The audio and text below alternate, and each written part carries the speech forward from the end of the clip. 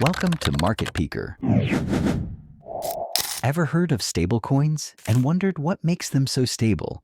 Today, we're diving into the basics of stablecoins, what they are, how they work, and why they're essential in the world of cryptocurrency. Stablecoins are cryptocurrencies designed to maintain a steady value. Unlike Bitcoin or Ethereum, which can fluctuate wildly, stablecoins are usually pegged to a stable asset like the US dollar, gold, or even a basket of currencies. The goal? To combine the efficiency of crypto with the stability of traditional assets. There are three main types. Fiat-backed stablecoins like USDT and USDC are backed by reserves of real-world currency. Crypto-backed stablecoins use other cryptocurrencies as collateral like DAI. Algorithmic stablecoins rely on smart contracts and supply adjustments to maintain their value.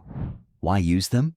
Stablecoins are perfect for avoiding volatility, making fast transfers, and earning passive income through staking or lending. They also act as a bridge between traditional finance and crypto markets. What's your favorite stablecoin and why?